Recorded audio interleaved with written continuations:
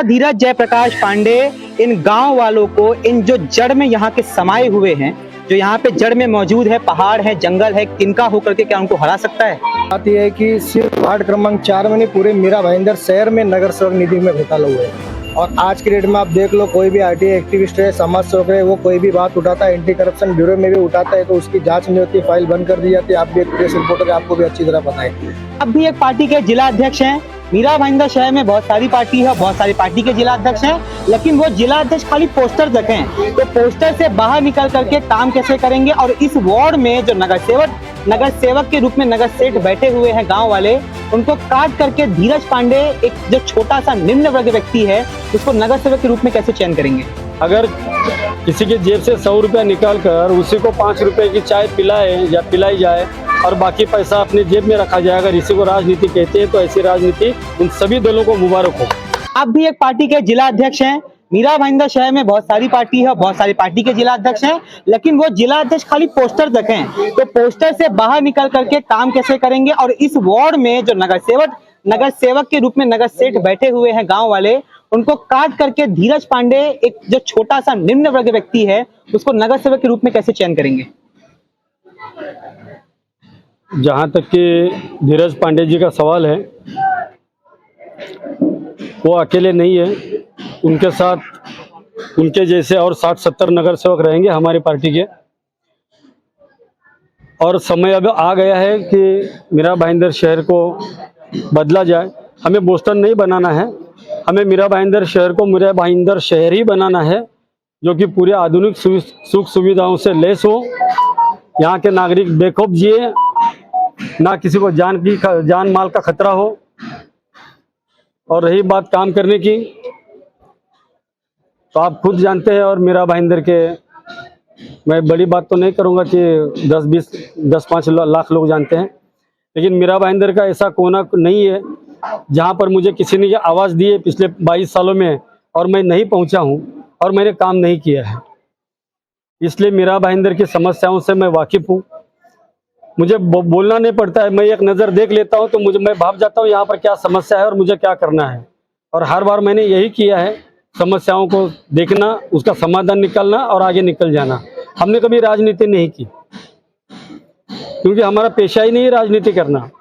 अगर किसी के जेब से 100 रुपया निकाल कर उसी को 5 रुपए की चाय पिलाए या पिलाई जाए और बाकी पैसा अपने जेब में रखा जाए, अगर इसी को राजनीति कहते हैं तो ऐसी राजनीति उन सभी दलों को मुबारक हो।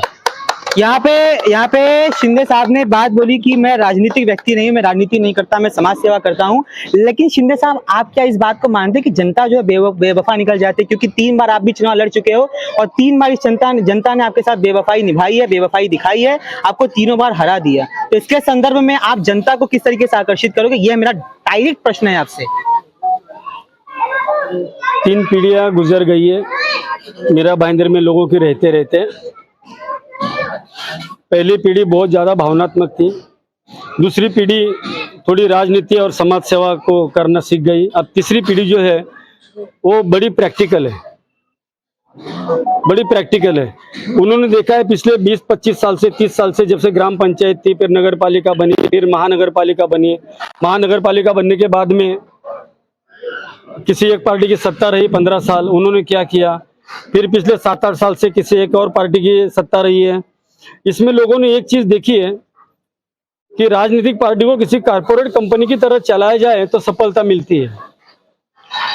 जैसे बिजनेस में, मैं खुद बिजनेसमैन हूँ, कि 25-30 करोड़ 50 करोड़ का इन्वेस्टमेंट किया जाए तो 5000 करोड़ का भ्रष्टाचार कर सकते हैं। ये एक जीता जागता उदाहरण यहाँ पर लोगों ने जनता के सामने रखा है। और मैं बड़ी जिम्मेदारी से कहता हूँ कि पिछले 5 साल में यहाँ के नगर सेवक ये पेरोल पे थे, तो काम नहीं करना है, नगर पालिका के काम में दखल नहीं देना है। कागजों पे काम हुआ, जमीन पे नहीं हुआ। करीबन 5000 करोड़ का घोटाला हुआ। मैंने मेरे भाषण में बहुत सारे मुद्दे छूट गए। अब एक ही बार में 6 घंटे का भाषण करके सब बताना नहीं चाहता। ये डॉक्टर के हिसाब से मुझे काम करना है। डॉक्टर चाहे तो एक खुराक में भी पेशेंट को ठीक कर सकता है, लेकिन वो 3 दिन की गोली देता है ताकि वो मेंटली प्रिपरेशन हो। एक गोली एक खुराक खाए तो थोड़ा अच्छा लग रहा है, दूसरी खुराक खाए थोड़ा अच्छा लग रहा है। तो हमें भी उसी तरह से काम करना है, जबकि हमारा काम अभी इन पार्टियों ने बहुत आसान कर दिया है। पिछले 5 सालों में कोरोना काल में इन्होंने जो भ्रष्टाचार की नदियां बहाई है कि उसकी कोई सीमा नहीं है। ये लोग भ्रष्टाचार की सभी सीमाओं को लांघ चुके हैं। अब जनता परेशान हो चुकी है, उनको बदलाव चाहिए, कोई विकल्प नहीं था उनके सामने। इसलिए कुछ लोगों ने मिलकर हमारी पार्टी को विकल्प के रूप में यहाँ पर मीरा भाईंदर की जनता के सामने पेश किया है। यहाँ पे बाबूराव शिंदे साहब ने बहुत अच्छी बात बोली है कि जनता परेशान हो गई। आपको मैं बता दूं कि जनता 10 साल पहले भी परेशान थी, 20 साल पहले भी परेशान थी, लेकिन जनता ने सक्रियता नहीं दिखाई क्योंकि जनता को कुछ और चाहिए, लेकिन आप कुछ और दे रहे हैं। ये रही तो बात की बात, लेकिन बाबूराव शिंदे की बातें बहुत अच्छी है। यहाँ पे हमारे साथ धीरज जयप्रकाश पांडे साहब है, जिन्होंने अभी अपने भाषणों में शिवसेना भारतीय जनता पार्टी का नाम लिया है। इसके संदर्भ में वो कौन से व्यक्ति है, वो कौन लोग हैं जितना भ्रष्टाचार करें और जिनके विरोध में धीरज जयप्रकाश पांडे यहाँ पे प्रत्याशी के रूप में चुना जाएगा। सबसे पहली बात यह है कि सिर्फ वार्ड क्रमांक 4 में नहीं, पूरे मीरा भाईंदर शहर में नगर सेवक निधि में घोटाला हुआ है। और आज की डेट में आप देख लो, कोई भी आरटीआई एक्टिविस्ट है, समाज सेवक है, वो कोई भी बात उठाता है, एंटी करप्शन ब्यूरो में भी उठाता है तो उसकी जांच नहीं होती, फाइल बंद कर दी जाती है। आप भी एक प्रेस रिपोर्टर है, आपको भी अच्छी तरह पता है। हमारे वार्ड में हर वर्ष एक नगर सेवक को, हमारे वार्ड में सिर्फ 25 लाख की निधि नहीं मिलती है, पूरे ऑल ओवर मीरा भाईंदर शहर में 95 + 500 नगर सेवक निधि 25 लाख रुपया प्रति नगर सेवक को मिली है। उसके अलावा महापौर निधि अलग होती है। वार्ड के अंदर में जो भी टेंडर वगैरह लगते हैं उसमें जो कमीशन जो लफड़े चालू है, भी आपको अच्छी तरह पता है। लेकिन मेरा ये खुला आरोप है, मैंने आरटीआई भी डाल के निकाली है। आरटीआई के बाद भी मैंने कई बार इंक्वायरी के लिए इसका एप्लीकेशन आके दिया है, लेकिन अभी तक कमिश्नर से भी कोई रिप्लाई मेरे पास नहीं है। मैंने सिर्फ अपने वार्ड का नहीं, मैं आपको जानकारी देना चाहूँगा कि मैं वार्ड क्रमांक 4, वार्ड क्रमांक 3, वार्ड क्रमांक 2 और वार्ड क्रमांक 11, ऐसे कुल 4 वार्ड के नगर सेवकों की मैंने आरटीआई डाली हुई है। हालांकि अभी इलेक्शन नजदीक है और कहीं ना कहीं हम बहुत सारी चीज़ों में इसके लिए दब जाते हैं। आर्थिक परिस्थिति कम, भागदौड़ ज़्यादा, कानूनी कार्रवाई में उलझने और बहुत सारी चीज़ों को देखने के कारण एक्टिविटी थोड़ा उसमें रुकी हुई है। लेकिन आने वाले समय में इसका 3.5 करोड़ रुपया जिस तरह से नगर सेवक निधि चारों नगर सेवकों का कहाँ पे यूज हुआ है, इसका पूरा खुलासा आने वाले समय में मैं करूंगा और जनता के सामने इलेक्शन के टाइम। यहाँ पे मेरा प्रश्न आपसे यही है 2 मिनट तालियां होना चाहिए। मेरा प्रश्न आपसे, लास्ट प्रश्न आपसे यही है कि आप जिस गांव से लड़ना चाहते हैं, यह जो क्षेत्र है तलाव रोड, यह क्षेत्र जो है पुरखा पुरनिया से लेकर के यहाँ के गांव वालों का रहा है। गांव वालों ने यहाँ पे सत्ता किया है, शासन किया है। यहाँ पे बहुत अच्छे अच्छे नेता हैं, उनका नाम मैं नहीं लूंगा, इसी वार्ड के हैं जिनके पास धीरज जयप्रकाश पांडे इन गांव वालों को, इन जो जड़ में यहाँ के समाये हुए हैं, जो यहाँ पे जड़ में मौजूद है, पहाड़ है, जंगल है, तिनका होकर के क्या उनको हरा सकता है? ऐसा है, कहावत है, कोशिश करने वालों की कभी हार नहीं होती। ये आपने पूरी कविता पढ़ी होगी, मैं तो चाहता हूँ घर पे भी जाकर पढ़िए। और रही बात गांव वालों की, तो मैं कोई जातिवाद की बात नहीं करूंगा। गांव वाले, शहर वाले, ऐसा कोई विषय नहीं है। गांव वाले सब, पहली बात तो मेरे हिसाब से बोलना भी ठीक नहीं है। हमारे लिए उनका रिस्पेक्ट है, मान सम्मान है, आदर है, और ये वर्ड मेरे हिसाब से ठीक नहीं है बोलना।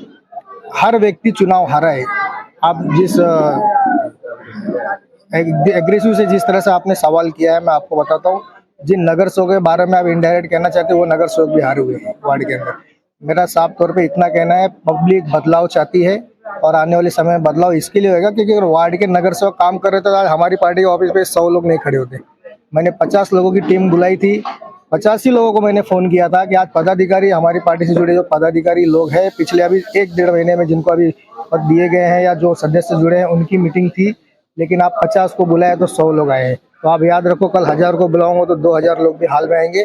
मैं आपको नए साल के पहली तारीख को, मेरे जन्मदिन में, हमारी पार्टी की ताकत को कई गुना बढ़ा के इसी वार्ड के अंदर हॉल बुकिंग करके आपको दिखाऊंगा कि हमारी पार्टी ने कितनी सफलता कैसे हासिल की है और ये नगर सेवक किस तरह से निष्क्रिय है और इनसे जनता टूट के हमारे पास जुड़ी है। तो आने वाला वक्त बताएगा, सामने चुनाव देखने को मिल जाएगा। सामने चुनाव है, देखने को मिलेगा। लेकिन यहाँ पे बहुत ही सजग रूप से बात हुई है, वो ये कि इन्होंने इसके पहले भी बहुत 5-6 महीने पहले कार्यक्रम किया था जहाँ पे इन्होंने बहुत बड़ी भीड़ बुलाई थी, जिसका बहुत ही खिल्ली उड़ाया गया था यहाँ के नेताओं द्वारा, यहाँ के तथाकथित जन सेवकों द्वारा। देखना यह है कि आज का जो ये 100 लोगों से भी ज्यादा का पैमाना यहाँ पर इकट्ठा हुआ था, ये उनके अंदर किस तरह के 440 वोट की बिजली वहां पे फेंकता है। और हमारे यहाँ तलाव रोड की जनता के अंदर कितनी सजगता, कितनी सक्रियता और अपने कर्तव्यों के प्रति बोध कराता है उनको कि किस तरीके से काम करना है।